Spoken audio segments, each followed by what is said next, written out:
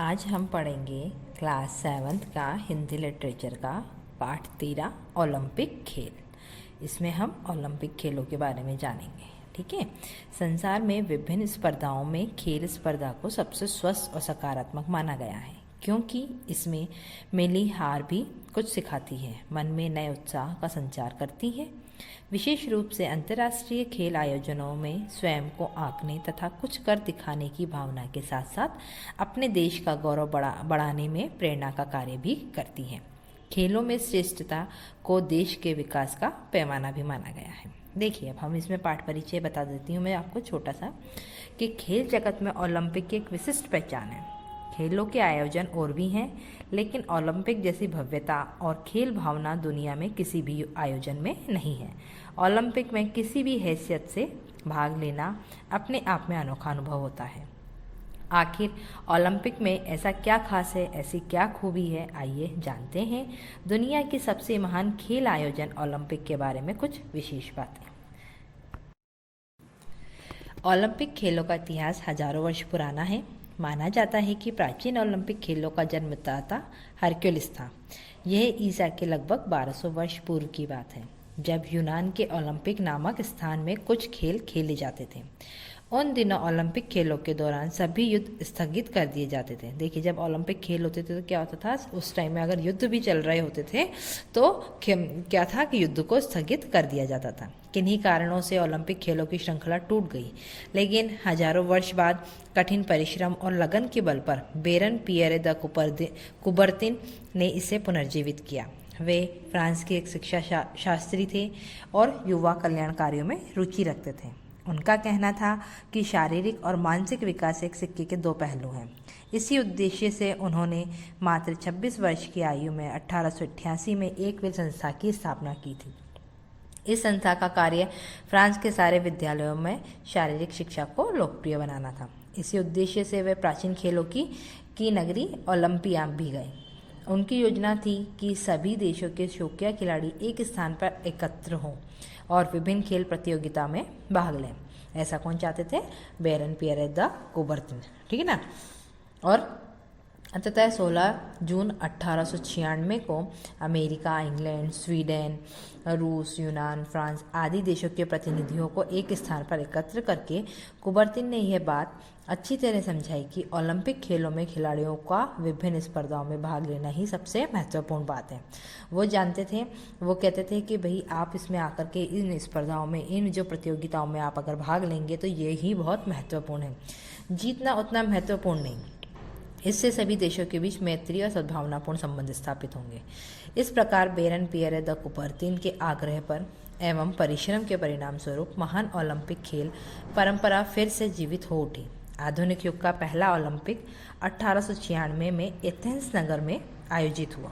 ध्यान रखिएगा, आधुनिक युग का पहला ओलंपिक 1896 में एथेंस नगर में आयोजित हुआ था, जिसमें मात्र 14 देशों के खिलाड़ियों ने भाग लिया था। और फिर 116 वर्ष बाद लंदन ओलंपिक में 205 देश के लगभग 10,500 खिलाड़ियों ने 36 खेलों के 302 इवेंट्स में भाग लिया। कुछ बड़े देशों के अतिरिक्त कुछ ऐसे देश के खिलाड़ियों ने भी भाग लिया जो दुनिया के मानचित्र पर बारीक बिंदु जितने ही दिखते हैं। देखिए, कई देश तो ऐसे थे जो सिर्फ, अगर आप उसको मैप के अंदर देखना भी चाहोगे तो सिर्फ एक बिंदु के रूप में दिखेंगे। तो ऐसे देश के खिलाड़ियों ने भी वहाँ पर भाग लिया। और कुछ का तो नाम तक अधिकतर लोगों ने सुना नहीं होगा, लेकिन अब सब एक मंच पर आए। ओलंपिक के 5 छल्ले आपस में गुथे हुए हैं, जो विश्व बंधुत्व की भावना को प्रकट करते हैं। ओलंपिक ध्वज की कल्पना भी कुबर्तिन की है। इसका प्रत्येक छल्ला एक महाद्वीप का प्रतीक है। जैसे काला छल्ला अफ्रीका का, लाल अमेरिका का, पीला एशिया का, हरा ऑस्ट्रेलिया का और नीला यूरोप का प्रतीक है। ठीक है ना। ओलंपिक के जो 5 छल्ले हैं वो इन महाद्वीपों के प्रतीक हैं। 5 अगस्त 2016 को भव्य उद्घाटन समारोह के साथ रियो डी जेनेरियो, ब्राजील में शुरू हुआ 31वें ओलंपिक खेल का शुभंकर विनीसियस था। इस खेल में 207 देश के 11,237 खिलाड़ियों ने भाग लिया। खेल का आयोजन वहां के मीराकाना स्टेडियम में हुआ था। इस खेल की प्रमुख स्पर्धाएं तीरंदाजी, निशानेबाजी, badminton, tennis, volleyball, handball, hockey, judo, boxing, wrestling, wrestling होती कुश्ती, ठीक है ना, वेट लिफ्टिंग, भारोत्तोलन, वाटर पोलो, तैराकी, गोल्फ, एथलेट्स और तलवारबाजी, साइकिलिंग, टेबल टेनिस, ताइक्वांडो, नौकायान, जिम्नास्टिक आदि हैं। भारत की ओर से ओलंपिक के लिए 119 खिलाड़ियों का दल गया था। इन्होंने 15 स्पर्धाओं में शिरकत की, लेकिन एथेंस 2004 के बाद पहली बार निशानेबाजी की झोली खाली रही। मुक्केबाज भी कोई पदक पंच नहीं लगा सके। महिला खिलाड़ियों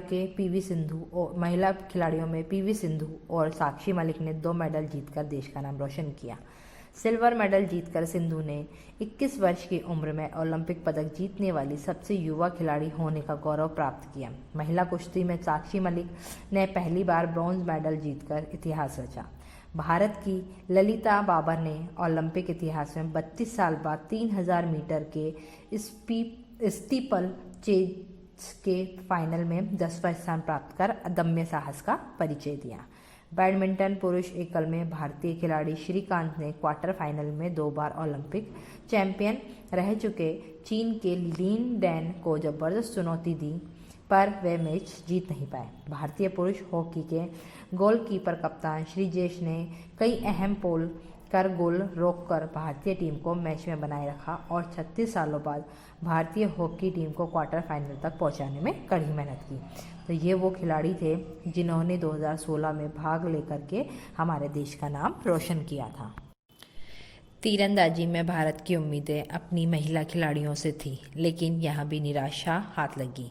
भारत के युवा तीरंदाज अतुल दास ने अपने प्रदर्शन से सबका ध्यान अपनी ओर खींचा। अतुल क्वार्टर फाइनल मुकाबले में दुनिया के 8वें नंबर के तीरंदाज ली सेयुंग से 4-6 से हारकर भले ही मैच से बाहर हो गए, लेकिन कई मौके पर उनका प्रदर्शन तारीफ के काबिल रहा।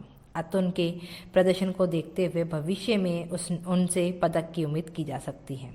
12 साल पहले 2004 में एथेंस ओलंपिक में राज्यवर्धन सिंह राठौड़ ने निशानेबाजी में रजत पदक जीतकर इतिहास रचा था।